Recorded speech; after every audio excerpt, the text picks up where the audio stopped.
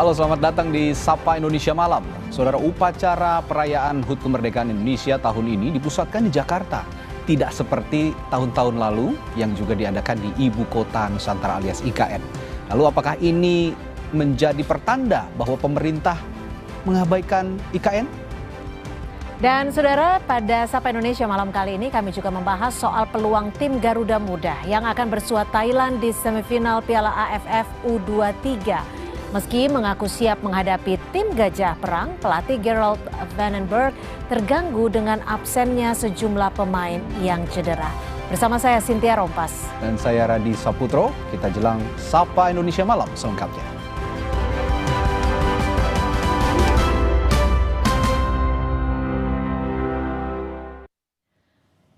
Kita ke informasi pertama, saudara. Polisi mengungkap fakta baru terkait kasus kematian diplomat yang ditemukan tewas terlakban di kamar indekos.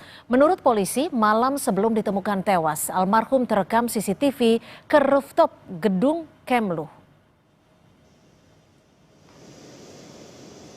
Kabid Humas Polda Metro Jaya, Ade Ari Syam Indradi, menyatakan diduga Arya Daru berada di rooftop pada tanggal 7 Juli 2025 atau malam sebelum ditemukan tewas.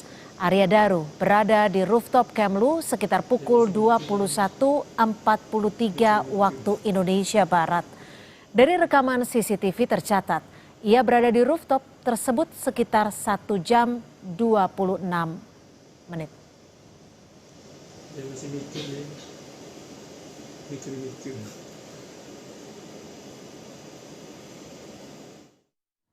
Jam 21:43 sampai jam 23:09 atau sekitar 1 jam 26 menit diduga korban berada di rooftop lantai 12 gedung Kemenlu. Awalnya korban naik membawa tas gendong dan tas belanja. Kemudian saat turun, korban sudah tidak membawa tas gendong dan tas belanja. Inilah fakta yang ditemukan. Ya, ini masih dikumpulkan terus. Kumpulan fakta-fakta, nanti kesesuaian apa yang dilakukan korban di sana dan lain sebagainya. Polda Metro Jaya menjamin bakal mengusut tuntas kasus kematian Arya Daru menggunakan metode penyelidikan kriminal berbasis ilmiah. Polisi telah memeriksa 15 orang saksi terkait kematian Arya Daru, mulai dari saksi di tempat kejadian, keluarga, rekan kerja, hingga orang-orang yang terakhir berkomunikasi dengan korban. Polisi mengaku penyelidikan memerlukan kehati-hatian dalam menyelidiki termasuk mengolah barang bukti elektronik berupa CCTV dari 20 titik terkait aktivitas korban sebelum ditemukan tewas hingga laptop pribadi korban. Ini setidaknya penyelidik telah mengambil rekaman dari 20 titik CCTV dimulai dari circle terkecil dari TKP yaitu lingkungan kos korban, kemudian beberapa tempat yang pernah dikunjungi korban sampai 7 hari terakhir ya, nggak ini rekaman CCTV, kemudian juga lokasi-lokasi tempat kerja, lokasi lainnya yaitu tempat kerja korban. Pemeriksaan barang bukti digital ini masih berlangsung yang dilakukan oleh rekan-rekan kami dari tim digital forensik dan analisis dari Direktorat Reserse Siber. Fakta baru di kasus tewasnya diplomat muda Kemlu, yakni soal kunci indekos. Kami mendapatkan foto kunci yang terdapat di pintu kamar indekos korban di kawasan Menteng, Jakarta Pusat. Yakni kunci yang bisa dibuka dengan akses kartu dan kunci yang hanya bisa dioperasikan dari dalam. Dua jenis kunci itu yakni sebuah kunci yang menjadi satu set dengan gagang pintu merupakan kunci yang dapat dibuka dengan kartu akses. Sementara kunci lainnya hanya bisa dibuka dari dalam dengan cara digeser yakni kunci slot.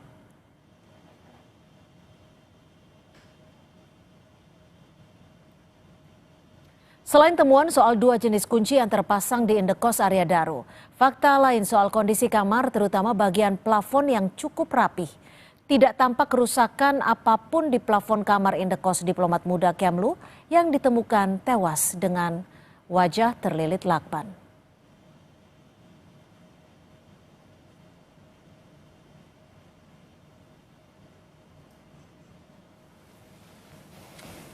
Sementara itu, saudara, pihak keluarga almarhum Arya Daru Pangayunan tidak banyak berbicara kepada media soal misteri kematian Arya Daru.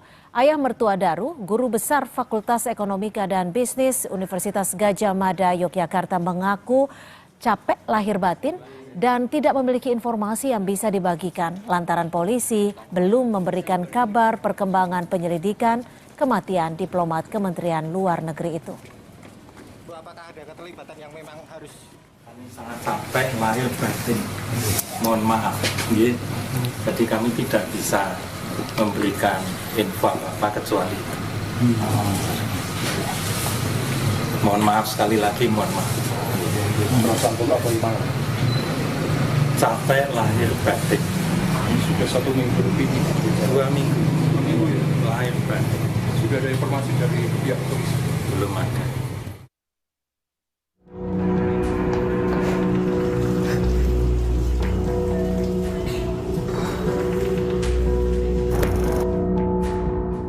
Dua pekan berlalu, penyelidik Polda Metro Jaya belum mengumumkan penyebab kematian Arya Daru Pangayunan, diplomat muda Kemlu yang ditemukan tewas terlakban di kamar indekosnya di Menteng, Jakarta Pusat.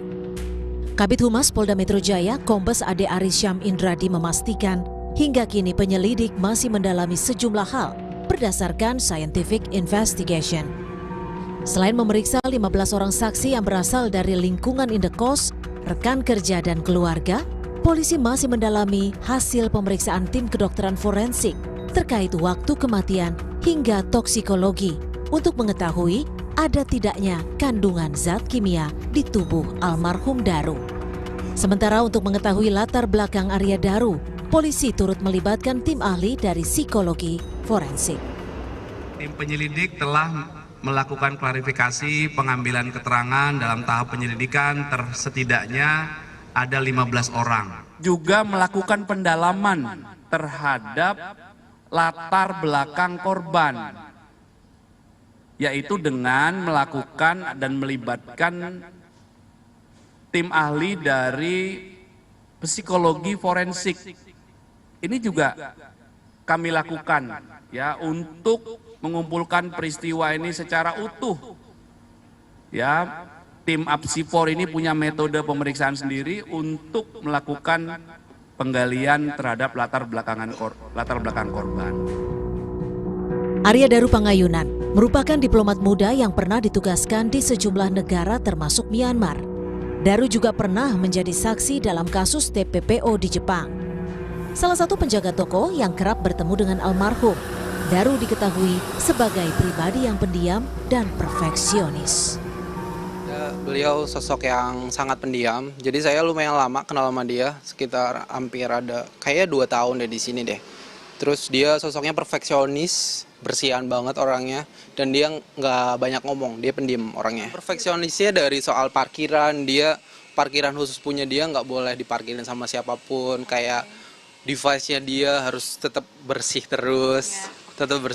Dan dia kayak ya emang perfeksionisnya kelihatan banget dan bersihan banget orangnya. Arya Daru Pangayunan ditemukan tewas di kamar indekosnya pada 8 Juli 2025 lalu. Daru meninggalkan seorang istri dan 2 orang anak. Keluarga almarhum bilang, Daru yang sedang bersiap untuk ditugaskan ke Finlandia merupakan sosok suami yang kerap berkomunikasi dengan sang istri. Ya Daru, adik kita sama Nani itu nggak teleponan, soalnya video callan, sekedar menanyakan sudah makan atau belum dan lain sebagainya, itu rutin gitu. Jadi ya nek tadi ditanya apakah resah. Kasus kematian Arya Daru Pangayunan masih menjadi misteri. Belum diketahui pasti apakah almarhum meninggal akibat bunuh diri atau sebagai korban pembunuhan. Publik kini menanti ketepatan penyelidik untuk mengungkap kasus kematian diplomat. Tim Liputan, Kompas TV. Beralih ke sorotan lain, Saudara, polisi membenarkan telah menyita ijazah Presiden ke-7 Republik Indonesia Joko Widodo terkait kasus tudingan ijazah palsu. Kepala Bidang Humas Polda Metro Jaya, Kombes AD Ari Syam Indradi, menegaskan setelah memeriksa Jokowi sebagai saksi dalam kasus tudingan ijazah palsu selama 3 jam di Solo, Jawa Tengah. Polisi menyebut penyidik menyita ijazah SMA dan S1 milik Jokowi untuk diperiksa dan diuji laboratorium forensik dalam tahap penyidikan. Tidak hanya ijazah Jokowi, penyidik juga menyita ijazah milik rekan-rekan Jokowi untuk menjadikan pembanding. Selaku penyidik bahwa benar penyidik Subdit Kamnet di Treskrim Polda Metro Jaya telah melakukan penyitaan terhadap ijazah S1 dan SMA untuk kepentingan pemeriksaan atau pengujian di laboratorium forensik dalam tahap penyidikan. Kemarin Presiden ke-7 Republik Indonesia Joko Widodo diperiksa sebagai saksi terkait kasus dugaan pencemaran nama baik tudingan ijazah palsu yang dilaporkan ke Polda Metro Jaya. Jokowi diperiksa di Mapolresta Solo selama 3 jam. Pemeriksaan kemarin merupakan penjadwalan ulang usai sempat ditunda atas permintaan Jokowi karena alasan kesehatan. Juga sudah dilakukan tadi penyitaan ijazah asli S1 dan SMA oleh penyidik. Dua ijazah aja Pak. Iya. Tadi juga bersama-sama ya dengan saksi-saksi yang lain yang juga diperiksa ada berapa? 11. Berapa? 11. 10 plus berapa? Pak, ini kan Plus saya berarti 11. Pak, izin Pak, ini kan naik ke penyidikan, gimana Pak perkembangan hukumnya? Ya, kita ikuti seluruh proses hukum, kita hormati seluruh proses hukum yang ada dan sampai nanti di pengadilan kita lihat ya. Dan hari ini polisi kembali memeriksa sejumlah saksi pelapor dalam kasus tudingan ijazah palsu Jokowi, yakni Sylvester Matutina dan Sekjen Peradi Bersatu Ade Darmawan. Dalam pemeriksaan ini, penyidik mengklarifikasi relawan Jokowi sejumlah video soal pernyataan Roy Suryo CS yang menuding ijazah Jokowi palsu. Sylvester menilai selain 5 orang terlapor akan ada banyak pihak yang terseret dalam kasus pencemaran nama baik tudingan ijazah palsu Jokowi.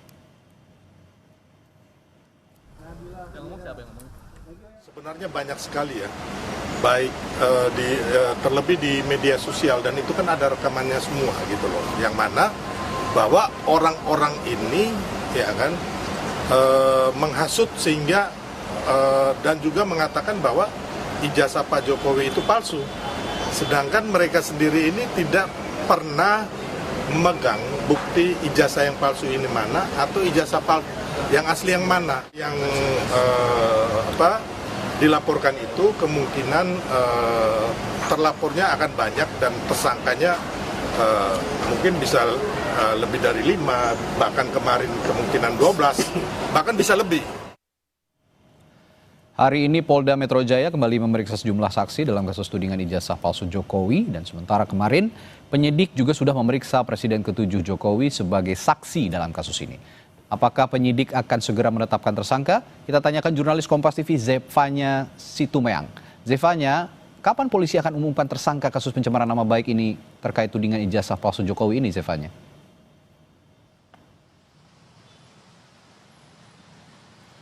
Ya, Radi, yang jelas untuk menetapkan nama-nama tersangka ini dari Polda Metro Jaya harus memiliki bukti yang cukup. Nah, kalau sudah Anda sampaikan tadi memang di hari ini dan beberapa hari terakhir ini memang dari tim penyidik telah memeriksa sejumlah saksi dari pelapor. Seperti hari ini misalnya tadi saksi pelapor yang diperiksa ada Sylvester Matutina dan juga Ade Darmawan. Di mana kurang lebih kalau Sylvester Matutina ini menerima sebanyak 46 pertanyaan dan Ade Darmawan tadi menerima sebanyak 26 pertanyaan kurang lebih. Sylvester ditanyakan penyidik terkait bagaimana interaksi yang ia lakukan antara dirinya dengan para penuduh begitu ya di dalam sebuah podcast. Kemudian juga kalau Ade Darmawan tadi bilang pertanyaan yang ditanyakan oleh penyidik ini sangat mengarah kepada sejumlah nama-nama dari para penuduh. Kalau Ade bilang apabila pertanyaan-pertanyaan itu sudah mengarah ke nama-nama dari penuduh atau penuding ijazah palsu ini artinya tersangka ini seharusnya akan segera diumumkan oleh penyidik berdasarkan pengalamannya. Tapi yang jelas tentu kita akan menunggu sebenarnya kapan akan ditetapkan, karena tadi Ade Darmawan juga bilang selain pertanyaan-pertanyaan yang ditanyakan oleh pihak penyidik tadi juga menyita satu bukti tambahan lagi, yakni satu buah flash disk yang berisikan terkait dengan video-video podcast, kemudian link sosial media begitu, dan juga nama-nama akun dari orang-orang yang menuduh atau tudingan ijazah palsu Jokowi ini.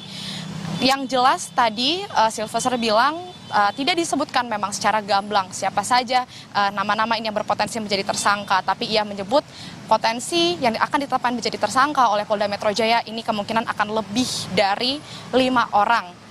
Yang dimana ia menyebut memang beberapa diantaranya ini adalah Roy Suryo CS begitu ya. Tentu kita akan menunggu Radi dan juga saudara karena sampai sejauh ini kalau dari Kabid Humas Polda Metro Jaya, dari pihak Polda Metro Jaya seperti yang sudah disampaikan tadi telah menyita ijazah SMA dan juga ijazah S1 dari Jokowi untuk kebutuhan penyidikan. Sejumlah ijazah dari rekan-rekan SMA Joko Widodo ini juga disita begitu untuk menjadi pembanding untuk membuktikan bagaimana keaslian dari ijazah Presiden RI ke-7 Joko Widodo ini. Tentu kita akan menantikan Radi, dan dari pihak relawan Jokowi tadi yang diperiksa mereka sangat berharap agar Polda Metro Jaya ini bisa segera mengumumkan nama-nama tersangka terkait tudingan ijazah palsu Jokowi ini. Radi. Ya, belum tahu kapan, tapi yang punya potensi ditetapkan sebagai tersangka at least atau setidaknya ada 5 orang tadi Anda sebutkan ya sih. Nah, tadi Anda juga menyinggung soal siniar atau podcast. Nah, bicara soal podcast ini, nama mantan Ketua KPK Abraham Samad yang punya siniar atau podcast juga terseret dalam kasus ini. Nah, ada informasi di sana, apakah polisi akan periksa yang bersangkutan, Zevanya?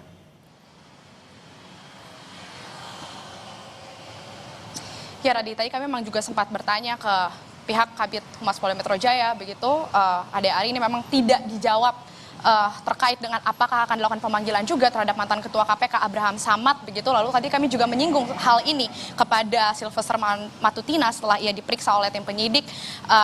Namun yang ditegaskan di sini adalah orang-orang yang berpotensi atau yang melakukan pencemaran nama baik, kemudian tuduhan, penghasutan terkait dengan tudingan ijazah palsu ini, disebutkan Sylvester tadi ini seharusnya berpotensi untuk dilakukan pemanggilan oleh Polda dan juga bisa ditetapkan menjadi tersangka. Tapi tentu kita harus menunggu bagaimana nanti langkah yang akan diambil dari tim penyidik atau dari Polda Metro Jaya terkait apakah memang Abraham Samad ini nantinya akan diperiksa juga atau dipanggil dan bisa menjadi salah satu kemungkinan tersangka yang tadi diprediksi atau bisa disangka sebagai berpotensi menjadi tersangka.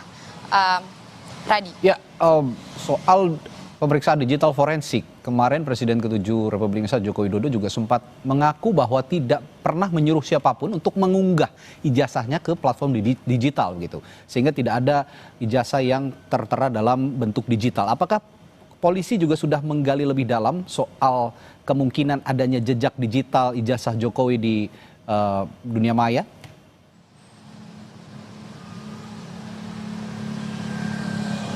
Ya, terkait hal ini juga memang belum dijelaskan begitu ya, Radi, dari pihak Polda Metro Jaya terkait jejak digital dari ijazah Jokowi yang tersebar di media sosial ini. Tapi yang jelas saat ini ijazah asli Joko Widodo ini telah dipegang oleh pihak Polda Metro Jaya, tim penyidik khususnya, dan yang hanya memegang atau menerima ini hanya tim penyidik dari Polda Metro Jaya. Maka tadi juga dari Sylvester Matutina ini tadi menyebut apabila ada tudingan-tudingan terkait dengan keaslian ijazah dari Presiden RI ke-7 Joko Widodo terkait keasliannya, ini juga disebut tidak terbukti benar begitu, karena misalnya saja dari Roy Suryo CS ini yang menuding ijazah ini palsu, tadi disebutkan Sylvester, mereka hanya memeriksa atau menilai dari ijazah yang tersebar di sosial media, yang artinya ini hanya dalam bentuk digital yang tersebar di sosmed, bukan bentuk ijazah aslinya, sehingga seharusnya pemeriksaan atau penelitian yang dilakukan oleh Roy Suryo CS ini seharusnya disebut Sylvester tadi tidak membuahkan hasil yang kuat. Karena ijazah aslinya ini saat ini kemarin juga sudah menjalani atau melewati proses pemeriksaan di laboratorium forensik dan hasilnya asli. Dan ini tentu akan kita tunggu, Radi, bagaimana pernyataan terkait dari Polda Metro Jaya nantinya soal hal ini. Radi. Ya, yang jelas ijazah Jokowi mulai dari SMA dan juga S1, dan tidak hanya ijazah Jokowi, ijazah rekan-rekannya juga sudah disita karena ijazah adalah objek perkara dalam kasus ini. Terima kasih Zevanya Sitomeang melaporkan langsung dari Mapolda Metro Jaya. Saudara, informasi lainnya, Timnas U23 akan menghadapi Thailand di semifinal Piala AFF 2025. Pelatih Gerald Van den Berg menegaskan timnya tak gentar dan akan fokus. Laga Garuda Muda melawan Thailand bakal tersaji di Stadion Gelora Bung Karno besok malam. Meski sejumlah pemain kunci cedera, pelatih Gerald Van den Berg optimistis bisa meladeni perlawanan Thailand.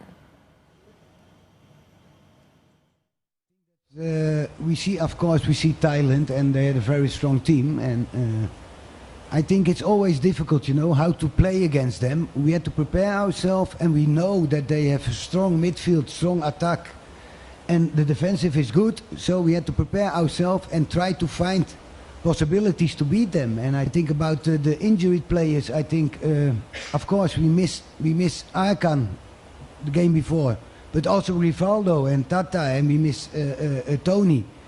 So we have 3-4 players who normally will play, and that is a lot. That's 1/3 of the team. So we prepare ourselves, but we have a good squad, and I think hopefully we are ready to beat Thailand, and it will be a battle, and we will see. Meskipun kehilangan banyak punggawanya, bek kanan Timnas U23 Alvarez Buffon bilang kawan-kawannya sudah siap menghadapi Thailand. Buffon menegaskan pelatih Van den Berg sudah menyiapkan taktik dan cara bermain menghadapi Thailand.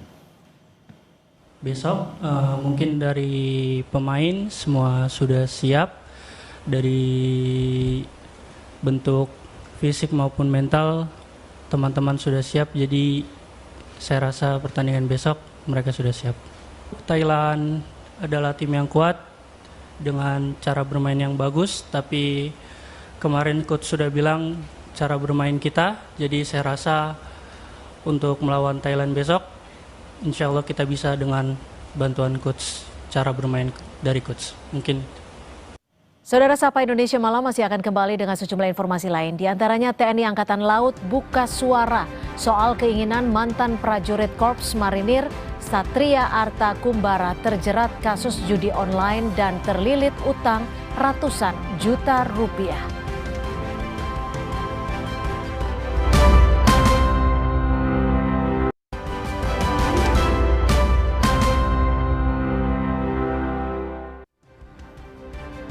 Kami ucapkan selamat menunaikan ibadah sholat maghrib untuk Anda yang menjalankan di wilayah Jakarta dan sekitarnya. Kami lanjutkan Sapa Indonesia Malam dari berita TNI Angkatan Laut yang buka suara soal keinginan mantan prajurit Korps Marinir Satria Arta Kumbara untuk kembali ke tanah air.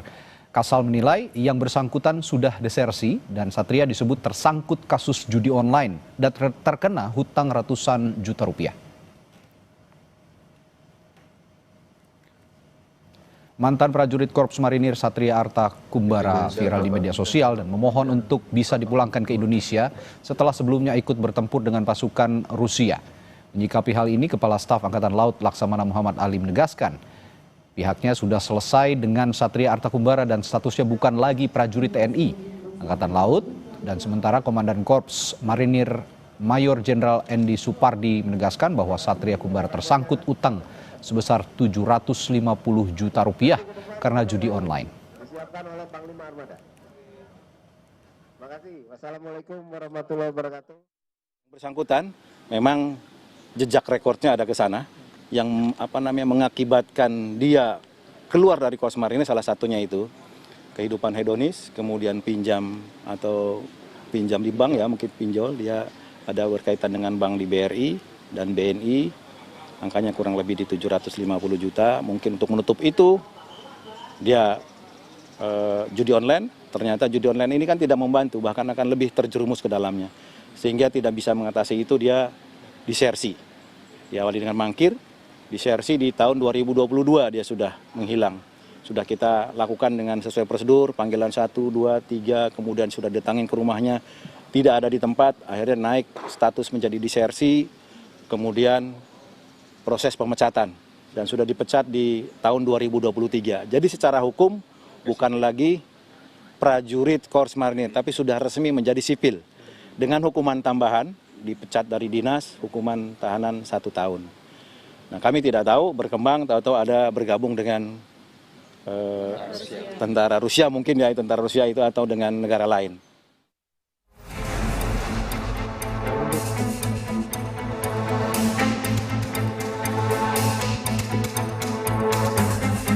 Sempat menyinggung kehidupan di Indonesia dengan nada sarkas di media sosial pada Mei 2025 yang lalu. Mantan marinir TNI Angkatan Laut Satria Artakumbara yang bergabung dengan pasukan militer Rusia kini justru memohon pada pemerintah agar status kewarganegaraan Indonesianya tidak dicabut. Satria bilang dia tidak tahu soal undang-undang yang mengatur kehilangan kewarganegaraan jika berperang untuk pihak asing. Ia pun berdalih ikut berperang di Rusia hanya untuk mencari nafkah. Bapak Presiden Republik Indonesia Bapak Prabowo Subianto, yang terhormat Bapak Wakil Presiden Republik Indonesia Bapak Gibran Rakabuming, dan Bapak Menteri Luar Negeri Bapak Sugiono. Mohon izin Bapak, saya ingin memohon maaf sebesar-besarnya apabila ketidaktahuan saya menandatangani kontrak dengan Kementerian Pertahanan Rusia mengakibatkan dicabutnya warga negara saya. Mohon izin Bapak, saya tidak pernah mengkhianati negara sama sekali, karena saya niatkan untuk datang ke sini hanya untuk mencari nafkah. Dengan ini saya memohon kebesaran hati Bapak Prabowo Subianto, Bapak Gibran, Bapak Sugiono, mohon kebesaran hati Bapak untuk membantu mengakhiri kontrak saya tersebut dan dikembalikan hak kewarganegaraan saya untuk kembali ke Indonesia. Merespons permintaan Satria agar kewarganegaraannya tidak dicabut, Kementerian Pertahanan menyerahkan hal itu ke Kementerian Luar Negeri. Kementerian Pertahanan pun mengimbau agar berhati-hati jika ada tawaran-tawaran untuk bergabung dengan pasukan militer asing. Pasalnya, akan ada konsekuensi hukum yang diberikan jika langkah itu diambil. Ya, sejauh ini saya belum monitor ya, tapi memang ketika ada warga negara kita yang di luar, tentunya yang menjadi leading sektor adalah Kementerian Luar Negeri. Tentunya upaya-upaya yang dilakukan oleh pemerintah Indonesia akan mengedepankan pendekatan dari Kementerian Luar Negeri. Sejauh ini memang belum ada, tapi nanti kami akan monitor apabila memang ada arahan dari Bapak Menteri Pertahanan ataupun mungkin dari Presiden secara langsung terkait dengan isu tersebut.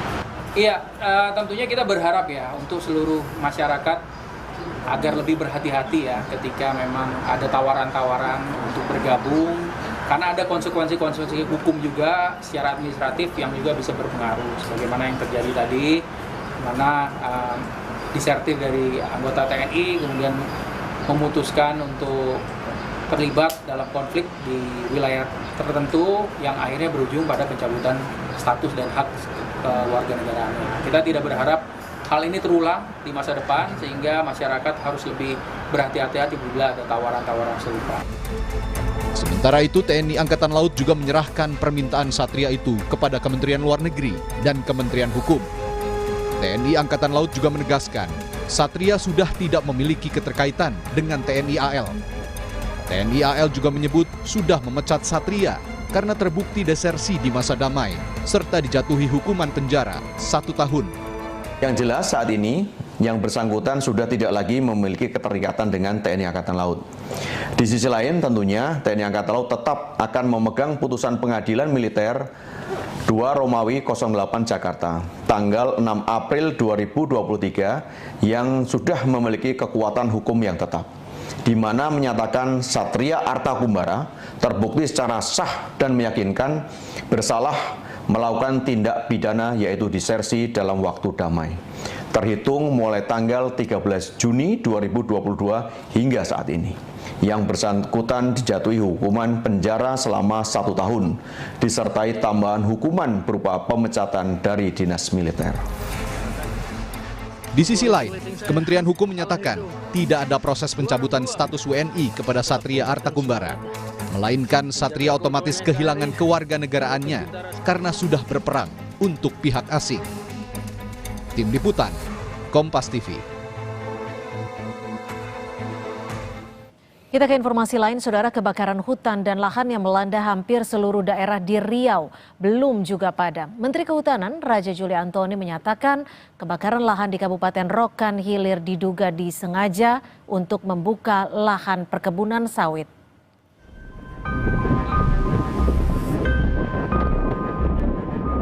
Menteri Kehutanan Raja Juli Antoni meninjau lokasi kebakaran hutan dan lahan di Rokan Hilir Riau, Rabu 23 Juli 2025. Dari pantauan udara, tampak ratusan hektar lahan gambut di Kecamatan Pujut dan Bangko Pusako masih terbakar.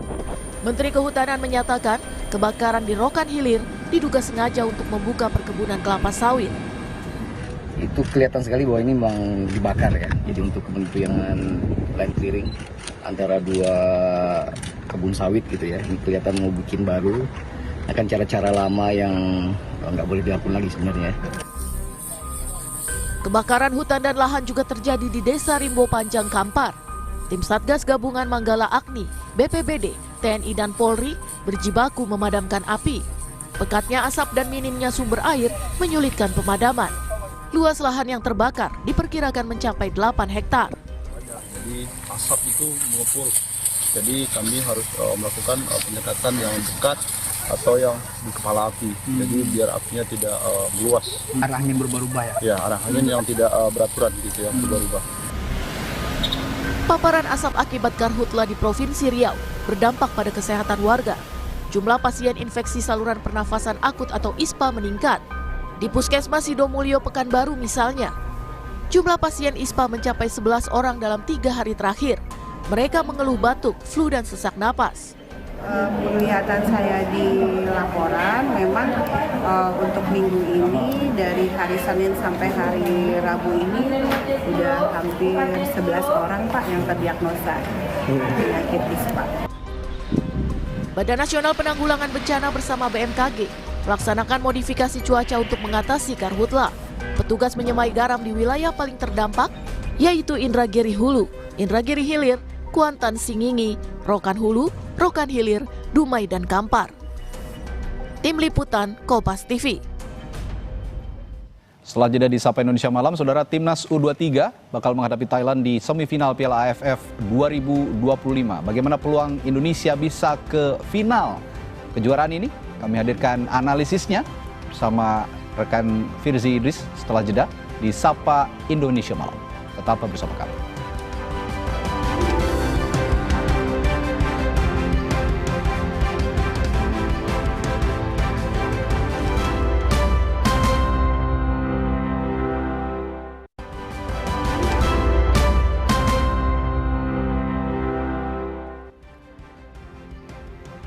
Saudara, Timnas Indonesia akan hadapi Thailand di Stadion Gelora Bung Karno pada babak semifinal Piala AFF U23 Jumat besok. Sebelum laga itu, duel Filipina versus Vietnam juga akan tersaji. Nah, kita lihat rekor pertemuan Indonesia melawan Thailand di level kelompok umur U23. Ada total 13 pertandingan di mana Indonesia menang sebanyak 2 kali dan Thailand menang sebanyak 9 kali.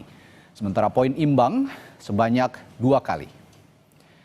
Kita selanjutnya lihat pemain kunci Timnas Indonesia yang juga disiapkan untuk melawan Timnas Thailand. Di lini depan tentu saja, siapa lagi kalau bukan Jens Revan. Lalu di lini tengah ada Raihan Hanan dan di lini belakang ada Kadek Arel. Sementara untuk pemetaan pemain Timnas Thailand saat melawan Timnas Garuda, mereka menempatkan Yotsakorn Burapa di lini depan dan ada Seksan Ratri di lini tengah. Lalu di lini belakang ada Chanapach Buapan. Thailand adalah salah satu tim yang kuat, saudara. Laga pertandingan semifinal besok menjadi ujian berat bagi skuad Garuda Muda, sekaligus ajang pembuktian kekuatan generasi baru sepak bola Indonesia. Lalu apakah Indonesia bisa merebut kemenangan di semifinal besok? Nah, di sisi lain pelatih Gerald Vandenberg, saudara, menegaskan timnya tidak gentar dan akan fokus kalau menghadapi Thailand di semifinal Piala AFF 2025. Laga Garuda melawan Thailand bakal tersaji di Stadion Gelora Bung Karno besok malam. Meski sejumlah pemain kunci cedera, pelatih Gerald Vandenberg optimistis bisa meladeni perlawanan Thailand.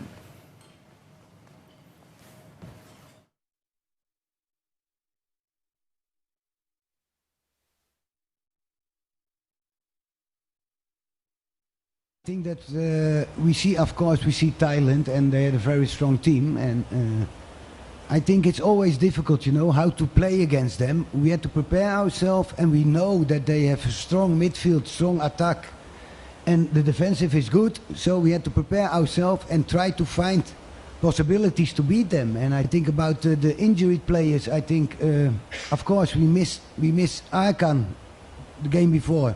But also Rivaldo and Tata, and we miss Tony. So we have 3-4 players who normally will play, and that is a lot. That's 1/3 of the team. So we prepare ourselves, but we have a good squad, and I think hopefully we are ready to beat Thailand, and it will be a battle, and we will see.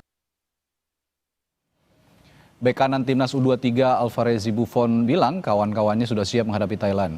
Buffon tegaskan pelatih Vandenberg juga sudah menyiapkan taktik dan cara bermain menghadapi tim Thailand. Besok mungkin dari pemain semua sudah siap, dari bentuk fisik maupun mental teman-teman sudah siap, jadi saya rasa pertandingan besok mereka sudah siap. Thailand adalah tim yang kuat dengan cara bermain yang bagus, tapi kemarin coach sudah bilang cara bermain kita, jadi saya rasa untuk melawan Thailand besok insya Allah kita bisa dengan bantuan coach, cara bermain dari coach mungkin. Sementara pelatih Thailand menyatakan timnya kini lebih siap bertarung dibandingkan dengan saat babak grup. Ia sudah mempersiapkan segalanya demi menghadapi gempuran Garuda Muda. แน่นอนครับแน่นอนว่าเราเข้ามาถึงรอบนี้แล้วเนี่ยเราก็ต้องพร้อมมากที่สุดนะครับผมในว่าในภาพร่างกายหรือสภาพจิตใจต่างๆนะครับผมเราเองก็รอบรองชนะเลิศเข้ามาเจอกับเจ้าภาพอินโดนีเซียด้วยซึ่งเป็นทีมที่ดีของในอาเซียนอยู่แล้วฉะนั้นเราทุกอย่างเราต้องพร้อมนะครับผม Lalu apakah kita bisa melangkah ke final Piala AFF U23 dengan mengalahkan Thailand dan juga dengan berbagai kendala yang dihadapi oleh timnas U23 jelang laga semifinal? Kita bahas bersama analis sepak bola Firzi Idris. Selamat malam, Firzi. Malam, Radi. Kalau komparasi lini per lini tadi kan sudah saya ungkapkan juga ya di data grafis begitu. Konon striker Thailand punya dendam yang membara buat Indonesia. Di turnamen sebelumnya pengen membalas kekalahan katanya. Jauh ini dengan segala kendala yang dihadapi timnas, sekarang Arhan Fikir tidak ada, mungkin juga Tony Firmansyah terancam tidak bisa bermain. Apa yang bisa dilakukan Vandenberg? Iya, itulah pertanyaan yang kita semua ingin tahu jawabannya ya, Radia. Karena memang benar kalau kita lihat penampilan Garuda Muda ya di turnamen, highly skilled individual itu berpengaruh ya. Kita lihat beberapa kali duel one on one, beberapa kali mereka menciptakan kesempatan. Ketidakhadiran Arkan yang sebenarnya sangat terlihat sekali ketika melawan Malaysia ya. Karena ketika kita melawan Filipina, kita mungkin hanya bisa mencetak 1 gol dari bunuh diri lawan. Tapi at least kita menciptakan 7 tembakan akurat ya, yang memaksa kiper lawan melakukan 7 kali save. Nah ini yang kita kurang paksakan ketika menghadapi Malaysia. Kita terlalu hati-hati dengan possession. Tidak adanya Arkan, kita tidak ada pemain yang bisa bermain di antar lini ya, seperti yang Coach Gerald sendiri bilang seusai pertandingan kemarin melawan Malaysia. Jadi memang sangat disayangkan sekali ya, bahkan masuk di SP pun tidak ya, dan katanya di MRI kan, kita masih menunggu hasilnya. Tapi ya kita berbicara soal kedalaman skuad, berbicara soal pemain-pemain yang ada, jadi beban lebih dan tanggung jawab besar juga untuk Victor Detan, untuk Raihan dan lain-lain untuk menutupi lubang di tengah yang lumayan besar tampaknya di laga besok. Oke, kita di lini depan punya Jens Reven, katanya memang tajam kemarin lawan Brunei, tapi belum terbukti banyak berbicara ketika melawan Filipina dan juga melawan Malaysia. Di sisi lain, Yotsakon Burapa punya tadi dendam yang membara. Kira-kira kalau head to head Jens dengan Yotsakon di lini depan, mana lebih tajam melihat track record pertandingan mereka di AFF tahun ini? Kita lihat memang dalam level yang lebih tinggi tentu saja ya, daripada laga lawan Brunei. Memang Jens kelihatan seperti striker muda yang memang lagi developing ya. Sebenarnya dia bermain leading the line untuk age group 23 tahun, tapi dia sendiri baru berusia 19 tahun. Dan ini dia udah lakukan dari tahun-tahun sebelumnya ya, dia selalu naik satu kategori usia lebih tinggi. Dan memang berat bagi dia di turnamen ini, kita nggak bisa pungkiri beberapa kali juga tapi teman-temannya juga tidak memberikan suatu creating chance yang maksimal buat dia ya, kecuali satu tembakan yang dia menyelesaikan finishing kaki kanan dia yang masih terlalu pelan, dan entah dia gugup atau dia kurang nyetel juga ya. Tapi kita lihat memang kesulitan dia terutama dalam link up play ya, antara lini depan dan lini tengah, sehingga beberapa kali kehilangan bola. Tapi ini masalah bukan eksklusif ke Jens, karena beberapa pemain juga memperlihatkan hal sama ya. Dan ini nanti kita akan menghadapi Thailand juga yang tentu saja akan lebih baik dari Filipina, Malaysia. Thailand tim seniornya rank 102 dunia, mereka adalah tim Asia Tenggara paling tinggi rankingnya, liga mereka di rank Asia juga tinggi, dan pemain-pemain yang mereka punya sekarang ya berpotensi merepotkan kita kalau kita tidak hati-hati di laga esok. Satu lagi nama yang jadi sorotan sebenarnya, Hoki Caraka. Hoki Caraka ini juga kan di timnas senior juga terpanggil ya beberapa kali, meskipun menjadi pemain pengganti, tapi setidaknya seharusnya bisa menularkan pengalaman-pengalaman di timnas senior ke timnas U23, tapi tidak bicara banyak juga. Apa yang terjadi sebenarnya? Ya, untuk hoki ya perkembangannya mungkin tidak secepat atau semulus yang ketika dia pertama breakthrough the scene ya. Ketika dia bermain di Piala AFF juga dia kesulitan mencetak gol Piala AFF senior kemarin. Dan dia berusaha, kita lihat berapa kali dia berupaya menciptakan ruang, dia menciptakan beberapa tembakan keras dari luar kotak penalti yang sayangnya masih bisa diblok juga ya. Nah makanya saya bilang ini bukan masalah eksklusif di lini depan itu terhadap Jens, tapi juga hoki. Nah disinilah bagaimana strategi Coach Gerald, apakah yang meminta para striker lebih mundur, lebih berusaha membangun serangan dari bawah, atau hanya menempatkan mereka di dalam kotak penalti dengan rekan-rekannya memberikan servis. Nah di sini kita lihat hoki beberapa kali kalau di luar area kotak penalti dia coba penetration, dia coba melakukan tembakan dari jarak jauh ya, beberapa sayangnya kalau nggak diblok masih terlalu tinggi. Jadi memang kita harapkan ini ya perbaikan, dan terutama sekali seperti yang Pak Erik tadi katakan juga fokus ya, fokus ke lapangan, fokus ke hal yang terjadi di lapangan dan memberikan terbaik, notabene melawan negara yang sebenarnya dalam 3 pertemuan terakhir kan dalam U23 kita masih bisa menangani mereka ya, terutama di final SEA Games, Radi. Jadi inilah tantangannya. Ya, beranjak ke lini tengah. Kemarin pada saat melawan Malaysia tidak adanya Arkan membuat Robbie Darwish sepertinya bekerja ekstra di lini tengah. Betul. Ditambah juga Raihan Hanan yang seharusnya mengisi posisi second line begitu, ini agak canggung begitu mengisi posisi yang ditinggalkan oleh Arkan.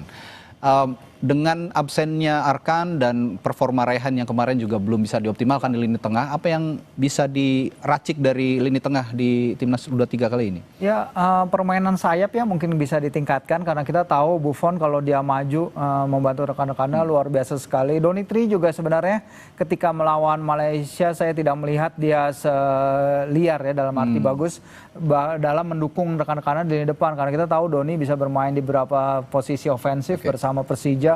Bahkan dia main di sektor wing sayap kanan yang cuts inside, dan inilah yang ingin kita lihat apakah itu instruksi dari Coach Gerald untuk menahan para wingback dari membantu serangan ke para lini depan ketika menghadapi Malaysia, karena takut serangan-serangan balik mereka yang memang cepat sekali. Tapi hal serupa pun akan terjadi ketika melawan Thailand. Jadi mungkin kebebasan lebih bagi para wingback untuk membantu para winger dalam membuat space, terutama Radi di sisi flank, dan juga menciptakan overlap yang akan membantu Garuda Muda untuk mencetak gol yang notabene memang masih kesulitan kita di turnamen. Di sisi Thailand ada nama Seksan Ratri. Bagaimana Anda melihat performa pemain ini? Ya, Seksan Ratri dia man of the match di pertandingan pertama ya lawan Timor Leste, tapi dia juga hampir jadi sosok protagonis ketika hampir memecah kebuntuan ya lawan Myanmar ketika tembakannya mengenai Mistar ya, usaha ke gawangnya mengenai Mistar. Jadi pemain yang udah 10 kali membela timnas senior Thailand, dia bersama Buriram udah 3 kali juara Liga Thailand dan juga musim lalu juara ASEAN Club Championship. Pemain yang memang udah punya pengalaman di level step up dibanding U23. Jadi mungkin adalah salah satu pemain yang wajib tentu kita waspadai dari sisi flank atau sisi tengah dimanapun dia bermain, karena dia bisa bermain di beberapa posisi juga. Nah, kalau kita perhatikan dari 2 pertandingan sebelumnya, ini 3 ya, maksud saya 3 pertandingan sebelumnya. Ini line up-nya selalu berganti. Seperti contohnya di lini belakang tidak memasangkan Ferrari dengan Kadek Arel, tapi di pertandingan kedua memasangkan lagi. Nah ini apa yang dicoba diberikan diterapkan oleh Vandenberg ketika berganti-ganti line up ini di setiap pertandingan? Ya menurut saya wajar sih, terutama ketika kita pertama menghadapi Brunei itu pertandingan kan memang tidak bisa ditakar dengan baik ya, karena lawannya memang levelnya jauh di bawah kita. Dan ketika beberapa pemain dikasih waktu istirahat dan kemudian ada 4 pergantian untuk menghadapi Filipina, Coach Gerald juga baru datang, dia menekankan ya bahwa ini adalah turnamen pertama saya. Saya lagi dalam proses mengenal pemain-pemain ini dalam situation yang kompetitif, karena kita harus ingat bahwa Coach Gerald tidak dibekali atau tidak mempunyai waktu untuk melakukan laga-laga persahabatan seperti beberapa negara lain datang ke turnamen ini dengan melakukan persahabatan seperti Malaysia misalnya. Tapi dia getting to know his players, dia para pemainnya juga memberikan reaksi. Tapi sayangnya kan dalam proses ini pemain-pemain kayak Arkan, akhirnya kayak Tony juga cedera, kiper utama Muhammad juga cedera. Nah disinilah yang kita sayangkan, situationnya menjadi bertambah sulit bagi Coach Gerald dan Frank Van Kempen. Bagaimana mereka harus bisa mengatasi keterbatasan ini dalam untuk hanya match keempat mereka menangani timnas U23. Terakhir membahas lini belakang, kalau preferensi Firzi sendiri dari tiga punggawa timnas kita di lini belakang, ada Kakang Rudianto, Muhammad Ferrari dan juga satu lagi Brandon Soneman. Pilihannya kira-kira Vandenberg akan memasang siapa nanti melawan Thailand? Iya, kalau dua center back sih kayaknya udah pakem ya, tidak perlu diganti lagi ya Kakang dengan Kadek ya. Kadek penampilannya luar biasa, dia minutes plate-nya di Liga 1 juga banyak, leadership-nya juga baik, sosok posturnya pun untuk seorang back muda dia sudah tangguh sekali, dan dia bisa leading the line, kelihatan dia kapten yang sangat bagus bagi rekan-rekannya. Cuman yang ingin saya lihat itu tadi bagaimana kedua sisi back sayap itu lebih membantu tim dalam menyerang, tentu saja dalam cara yang bertanggung jawab, jadi tidak membuat tim kebobolan lewat serangan balik. Karena mereka punya, they have the talent. Dan Buffon kalau naik luar biasa, Donitri kita nggak usah tanya. Punya fisik yang mumpuni juga mereka ini ya. Satu lagi terakhir, bagaimana dengan Ferrari? Ferrari ini kan juga punya pengalaman di senior sebenarnya, tapi sepertinya masih kesulitan mendapatkan skuad di lini utama. Ya, itu di lini utama. Benar, ini yang diutarakan juga oleh Coach Gerald ketika memilih Muhammad Aryansyah ya ketimbang si Cahya Supriyadi yang udah bermain di Piala AFF ke senior kemarin.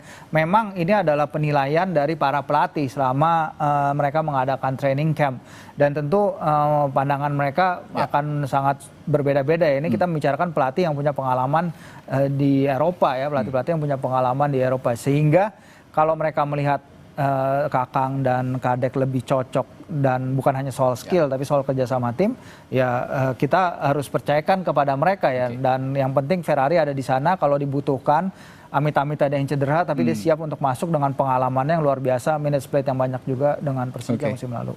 Besok di GBK pukul 8 malam ini jadi ajang pembuktian Gerald Vandenberg untuk kelompok umur U23, karena jika dibandingkan dikomparasi dengan Thailand, sepertinya kita juga lebih develop ya dibandingkan timnas Thailand saat ini. Seharusnya sih bisa menembus ke final. Memang targetnya juga juara kan? Targetnya juara tentu saja, karena di kandang sendiri juga. Di kandang sendiri juga. Baik, terima kasih Firzi Idris telah bergabung di Sapa Indonesia Malam analisisnya.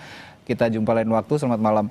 Saudara, setelah jeda kami punya informasi lainnya. Nasib Ibu Kota Nusantara atau IKN, warisan Presiden ke-7 Republik Indonesia Joko Widodo, kembali menjadi pertanyaan. Selain pembangunannya terdampak efisiensi anggaran, pemerintah Prabowo yang terbaru, pemerintah juga memutuskan hanya akan menggelar upacara hari ulang tahun Republik Indonesia ke-80 di Jakarta. Apa yang terjadi? Selengkapnya usai jeda.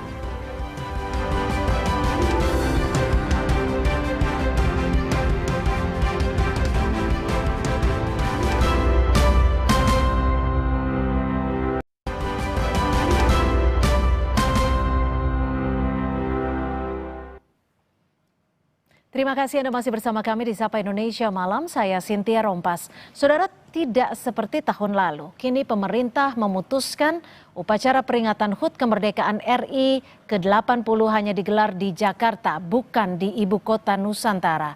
Sementara Partai Nasdem mengusulkan Wakil Presiden Gibran Rakabuming mulai berkantor di IKN agar ada aktivitas di IKN. minimal saya lanjutkan, kalau bisa saya ikut yang menyelesaikan. Walaupun kita sadar pembangunan ibu kota itu bukan pekerjaan yang sebentar. Nasib keberlangsungan ibu kota Nusantara yang merupakan proyek warisan Presiden ke-7 RI Joko Widodo kembali menjadi pertanyaan. Selain pembangunannya terdampak efisiensi anggaran era pemerintahan Prabowo, yang terbaru pemerintah juga memutuskan hanya akan menggelar upacara hari ulang tahun RI ke-80 di Jakarta. Kalau informasi terakhir yang kita dapatkan, pelaksanaan perayaan 17 Agustus akan dilaksanakan di Jakarta. Panitianya sudah dibentuk. Ya, panitianya sudah dibentuk oleh Menteri Sekretaris Negara, sudah ada, dan PCO juga menjadi bagian dari panitia itu. Padahal tahun lalu selain di Jakarta, upacara negara peringatan HUT RI ke-79 juga digelar di IKN dihadiri Presiden ke-7 Joko Widodo. Meski di tengah keterbatasan fasilitas ketika itu, pemerintah memutuskan tetap menggelar upacara di IKN. Bahkan Joko Widodo memimpin langsung sebagai inspektur upacara. Soal tak ada upacara kemerdekaan di IKN tahun ini, Presiden ke-7 Joko Widodo menghormati keputusan pemerintah. Karena nggak di Jakarta, nggak di IKN, tanggapannya gimana? Semua keputusan pemerintah kita harus dukung. Karena pasti sudah melalui pertimbangan-pertimbangan yang matang. Ya. Pak Jokowi diundang juga untuk perayaan 17 Agustus. Wah, masih lama, masih sebulan. Polemik soal nasib IKN menjadi perhatian Partai Nasional Demokrat. Nasdem mengusulkan Wakil Presiden Gibran Rakabuming Raka mulai berkantor di IKN agar aktivitas IKN tetap hidup. Usulan lain adalah melakukan moratorium pembangunan atau menjadikan IKN sebagai ibu kota Provinsi Kalimantan Timur. Jadi kan nanti biaya pemeliharaannya mahal kalau tidak ada aktivitas kan gitu. Jadi kita meminta supaya ada aktivitas dengan cara Wapres berkantor di IKN. Pertimbangkan kesediaan anggaran dan kondisi politik saat ini, pemerintah juga dapat menggunakan IKN menjadi ibu kota Provinsi Kalimantan Timur dan menegaskan kembali Jakarta sebagai ibu kota negara. Penyelenggaraan HUT ke-80 RI kembali digelar di Jakarta. Bukan hanya soal lokasi, sejumlah pertanyaan muncul soal keberlanjutan pembangunan IKN. Tim Liputan Kompas TV. Saudara, upacara negara HUT ke-80 kemerdekaan tahun ini tidak akan digelar di ibu kota negara. Apakah ini tanda mulai diabaikannya proyek IKN warisan Presiden Joko Widodo? Kita akan bahas bersama anggota Komisi 2 DPR RI dari fraksi Partai Golkar. Sudah ada Mas Ahmad Irawan dan juga analis politik Direktur Eksekutif Parameter Politik Adi Prayitno. Mas Adi, Mas Irawan, terima kasih sudah bergabung bersama kami di Sapa Indonesia Malam. Saya langsung ke Mas Irawan. Mas Irawan, ini kan sudah dipastikan ya, HUT ke-80 RI tidak lagi dijadikan ataupun dilakukan di IKN. Sebenarnya legitimasi dari teman-teman DPR tahu tidak keberadaan ataupun keberlanjutan dari IKN sendiri seperti apa sih sekarang? Nah, yang pertama begini, bahwa terkait dengan penyelenggaraan atau selebrasi kemerdekaan tetap dilaksanakan di Jakarta. Karena bagaimanapun sebelum keluarnya Kepres pemindahan ibu kota dari Jakarta ke ibu kota Nusantara, maka maka selama itu juga bahwa Jakarta adalah ibu kota negara. Itu yang paling pertama dan yang paling prinsip. Sehingga kemudian menjadi wajar apabila kemudian pemerintah mengambil keputusan bahwa penyelenggaraan HUT kemerdekaan Indonesia tetap langsungkan di Jakarta, dan itu menurut kami tetap legitimate dan secara hukum juga masih oke gitu, masih oke. Jadi sesuatu yang sebenarnya tidak perlu dipermasalahkan secara hukum gitu. Nah, kaitannya dengan pembangunan ibu kota Nusantara, ya kami sendiri sebenarnya masih masih optimis seperti yang sejak awal ibu kota Nusantara ini menjadi satu kebijakan politik negara dan pemerintahan sebelumnya dari Presiden Joko Widodo gitu. Meskipun sebenarnya kami menyadari juga sejak awal dan juga seperti yang disampaikan oleh Pak Prabowo tadi, bahwa sebenarnya pembangunan ibu kota adalah pembangunan yang memerlukan waktu dan Optimisnya ini pembangunan akan terus dilanjutkan atau optimis ibu kota akan pindah ke sana? Dua-duanya. Dua-duanya optimis? Dua-duanya. Karena kenapa? Karena kita masih terikat satu keputusan politik yang sudah diatur dalam undang-undang, dan itu sebenarnya menjadi konsensus kita dan merupakan hukum bahwa ibu kota kami Nusantara di sana. Ya, Mas Adi, kalau memang momentum hari ulang tahun kemerdekaan adalah momentum yang besar. Kalau tahun lalu kita rayakan bersama-sama di Jakarta dan juga di IKN, bahkan Pak Jokowi saat itu hadir juga ke IKN. Apakah ini menjadi bukti ketika tahun ini tidak dilaksanakan di sana, artinya IKN diabaikan? Ya, saya kira memang sulit untuk membantah bahwa IKN kali ini bukan sesuatu yang dianggap proyek yang terlampau strategis dan menjadi prioritas. Biasanya kalau sesuatu yang prioritas itu gaspol. Jangankan IKN, Ibu Kota Nusantara yang baru, aspal jalan saja untuk kepentingan upacara tertentu bisa semalam ataupun 2 malam.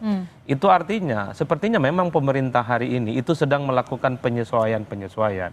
Kenapa IKN dianggap tidak terlampau signifikan dan prioritas? Karena pada saat yang bersamaan ada proyek-proyek pemerintah yang dinilai sangat down to earth, menyentuh langsung kebutuhan masyarakat.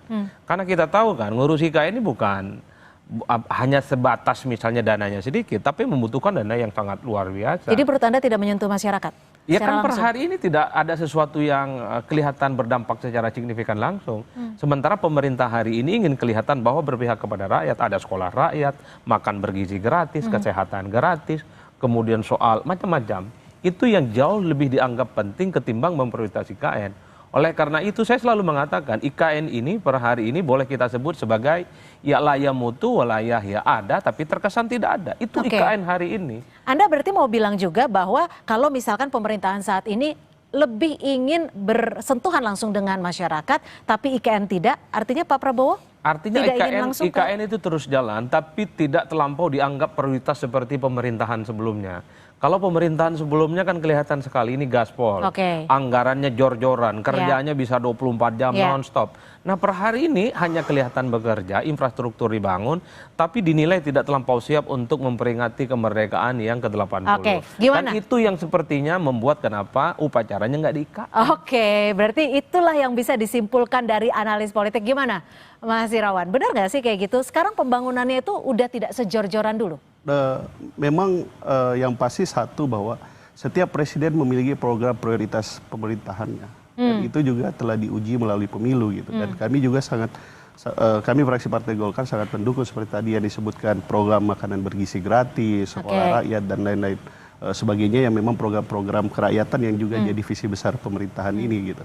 Tetapi kemudian kalau kaitannya dengan komitmen presiden sendiri itu kalau kami lihat dari sisi politik anggarannya, itu kita tidak perlu meragukan juga karena selama sejak Presiden Prabowo menjabat dan dilantik juga dengan dibentuknya otoritas Ibu Kota Nusantara, Presiden dengan politik anggarannya juga masih tetap mendukung gitu. Berarti dari anggaran tidak ada masalah? Tidak ada masalah. Dari sisi Presiden Prabowo ya? Tidak ada masalah. Kalau usulan soal moratorium gimana teman-teman DPR melihatnya? Saya sambung sedikit, karena memang penganggaran itu kan satu skala prioritas, yang kedua adalah menyesuaikan dengan kemampuan anggaran kita. Nah, kaitannya dengan moratorium ini, saya ingin mengatakan bahwa moratorium tidak pernah diatur dan tidak ada diatur dalam Undang-Undang Ibu Kota Nusantara. Gitu.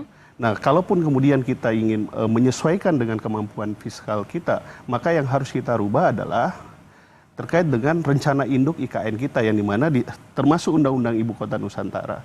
Kalau moratorium, saya pernah menyampaikan bahwa itu ide yang kita tolak kalau moratorium, karena itu membuat proses pembangunan itu jadi terbengkalai dan infrastruktur yang telah dibangun itu akan terbengkalai. Dan IKN sendiri memang masyarakat kita juga harus kita berikan pemahaman bahwa... Tapi gini Mas Irawan, dari pemerintahan Pak Jokowi dibandingkan dengan pemerintahan Pak Prabowo, pembangunannya masif yang mana atau sama?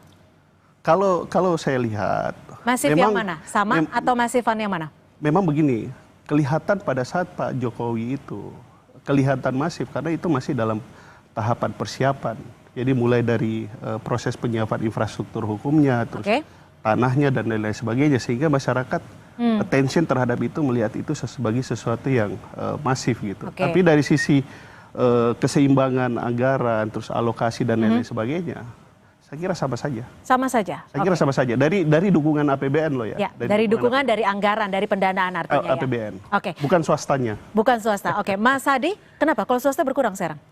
Wah, kita nggak tahu, itu kan otorita. Kali aja punya ini bisikan. Mas Adi, kalau dilihat dari apa yang terjadi saat ini, gestur yang ada tidak sih simbolik yang bisa dibaca oleh Anda terkait dengan keberlangsungan IKN?